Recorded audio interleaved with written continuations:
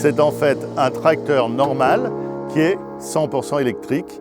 Ce n'est pas un rétrofit, il a été conçu comme une Tesla pour être électrique.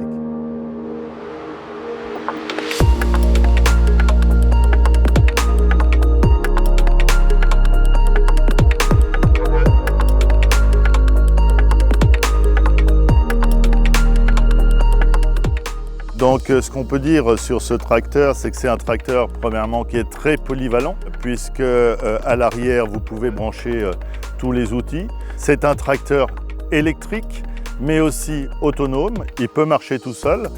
Un des fondateurs est spécialiste de batterie, il a d'abord créé la batterie sur ce tracteur et ensuite le reste du tracteur.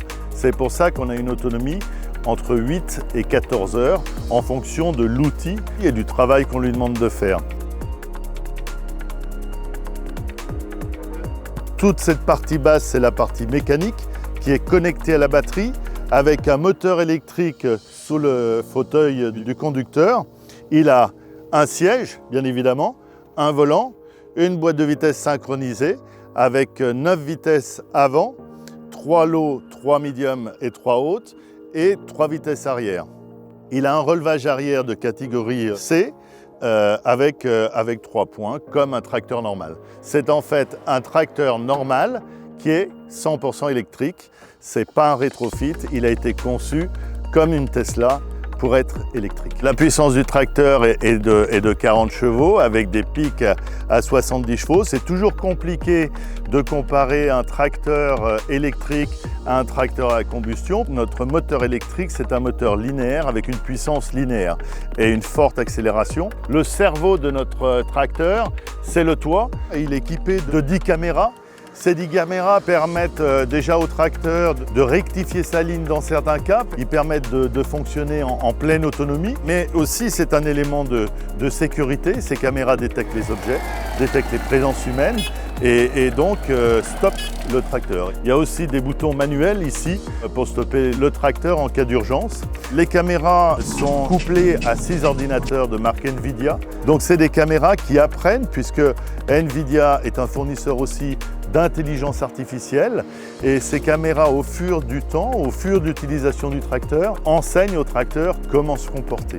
Ces caméras aussi permettent de surveiller le chauffeur, permettent de surveiller quand il conduit, permettent de surveiller l'outil.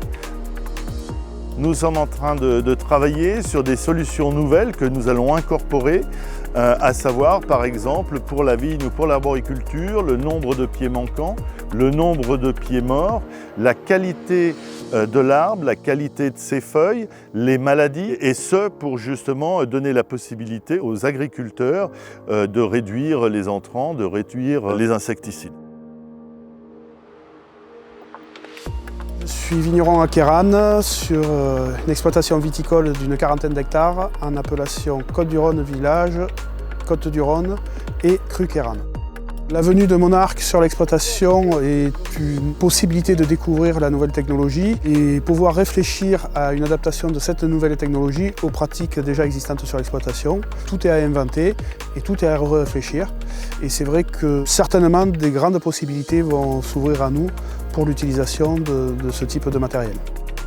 Aussi bien en charge de main-d'œuvre qu'en capacité de réponse aux travaux déterminés à un instant T, en saison, pour diminuer les temps d'intervention unitaires, pour pouvoir intervenir beaucoup plus facilement et au meilleur moment.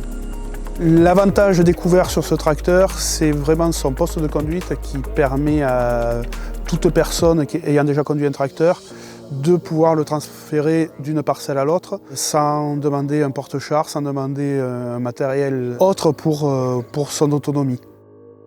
On peut y atteler nos outils, comme là aujourd'hui c'est un gyrobroyeur de l'exploitation qui a été attelé, donc pas besoin de se rééquiper en outils spéciaux. Il est étonnant par sa capacité de relevage et même à la mise en route d'un gyrobroyeur. Avec le gabarit d'un petit tracteur 40 chevaux, il arrive à entraîner un gyrobroyeur d'1 m 65.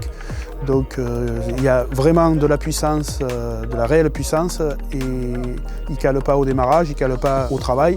Donc niveau puissance, prise de force, elle y est. Ce qui est déconcertant, c'est le fait de ne plus avoir le bruit du moteur. On n'est pas sur un changement radical comme avec une voiture où on est en moteur directement dans les roues. Là, on a quand même tout un circuit hydraulique à alimenter, toute une boîte à vitesse à gérer puisqu'il y a quand même des vitesses mécaniques. Donc il y a le bruit mécanique, mais il n'y a pas le bruit du moteur. Donc c'est assez déconcertant. Et ça reste un tracteur classique dans sa conception, bien qu'il n'y ait pas de moteur thermique.